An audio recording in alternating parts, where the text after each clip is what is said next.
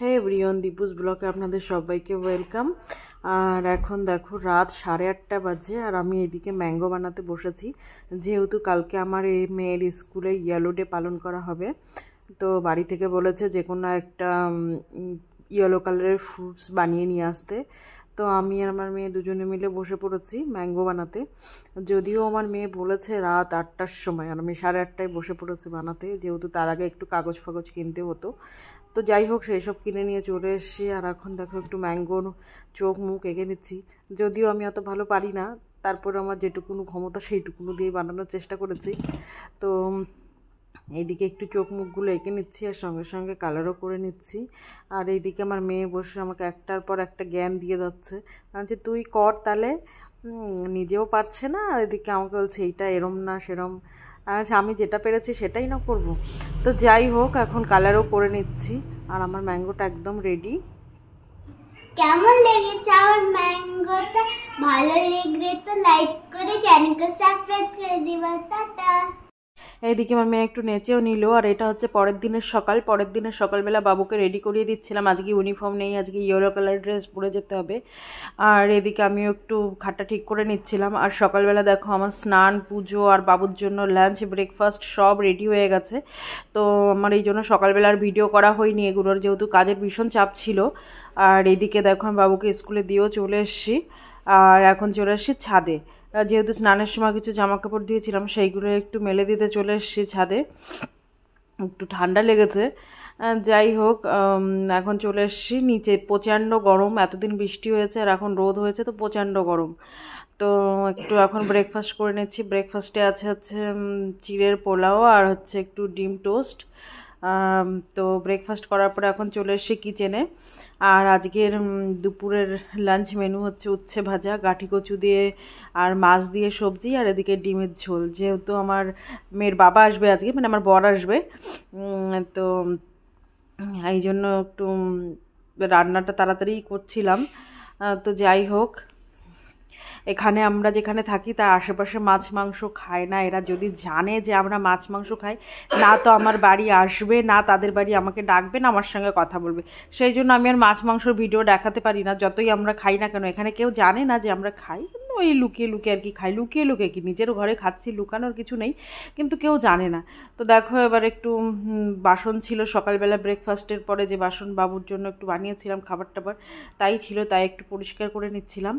আর এদিকে রান্না করতে করতে আমি হচ্ছে কারেন্ট চলে গেছে। এখন আমি মশলা করব, মিক্সারে বাটিতেও দিয়ে দিয়েছিলাম দেখো, কিন্তু সেখান থেকে বের করে নিয়ে এখন আমার শিলনোড়ায় বেটে নিতে হচ্ছে। একটু আদা রসুন, যেহেতু ডিমের ঝোলে তো এটা লাগবেই। তো চলো, রান্নাটা দেখাতে পারিনি যেহেতু দেখানো যাবে না। যদি এখানের অনেক লোকও দেখে আমার ভিডিও, যদি দেখে নেয় আমরা মাছ মাংস খাচ্ছি, তখন আবার সমস্যা হয়ে যাবে, তাই আর সেটা দেখাতে পারিনি। এখন এই গ্যাস পরিষ্কার করার হচ্ছে কাপড়টা একটু ধুয়ে নিচ্ছি, যেহেতু ওটা সবসময় ক্লিন করতে করতে একদম তেল তেলে হয়ে গেছে। তো সেটা এখন একটু ধুয়ে নিলাম। আর কড়াইটা হচ্ছে রান্না যতবার করেছি একবারও ধুইনি, তো সেই জন্য একটু লাল লাল হয়ে গেছে, তাই একটু মেজে ঘষে নিচ্ছিলাম কড়াইটা। তো এদিকে আমার কড়াইটাও ধোয়া কমপ্লিট হয়ে গেল, এখন একটু বেসিনটাও ধুয়ে নিচ্ছি। আর রান্নাবান্না কমপ্লিটের পরে একটু গরম লাগছিল, এই জন্য জানলার পাশে গিয়ে একটু লেবু জল খাচ্ছিলাম। আর দেখো আজকে আমার মেনু ভাত, একটু উচ্ছে ভাজা, গাঁঠি কচু দিয়ে মাছ দিয়ে সবজি, আর এদিকে ডিমের ঝোল। তো স্টিকার দিয়ে দিতে হলো, দেখো গরম এত পড়েছে, একদম গলা মুখ সব ঘেমে যাচ্ছে। তো এইদিকে বাচ্চাদের স্কুলেও খেলা শেখাচ্ছিল স্যার, যে এইভাবে না এইভাবে খেলো।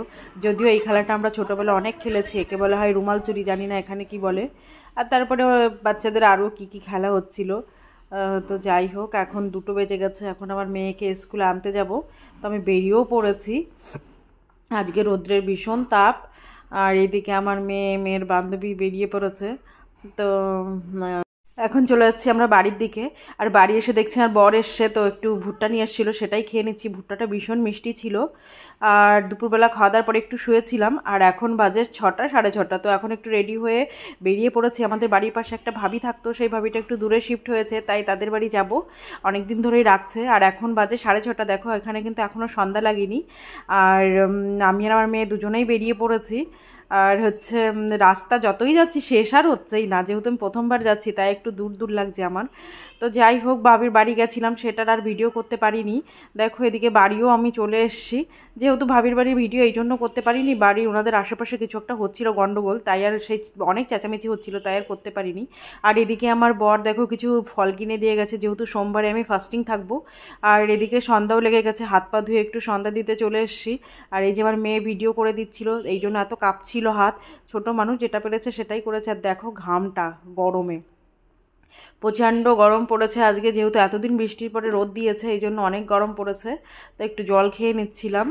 আর এখন সন্ধ্যা লেগে গেছে, এখন মেয়েকেও একটু পড়াতে বসতে হবে, রাতে খাবারের ব্যাপার আছে। তো যাই হোক, আমার আর হয়তো ভিডিওটা কন্টিনিউ করা হবে না, যেহেতু মেয়েকে পড়াতে পড়াতে কখন শেষ হবে তার নেই ঠিক। আর গরমও লাগছে, একটু জামা কাপড়ও চেঞ্জ করবো। তো আমার ভিডিওটা এই পর্যন্ত, যদি ভালো লেগে থাকে লাইক কমেন্ট একটু শেয়ার করবেন, চ্যানেলটা সাবস্ক্রাইব করে পাশে থাকবেন।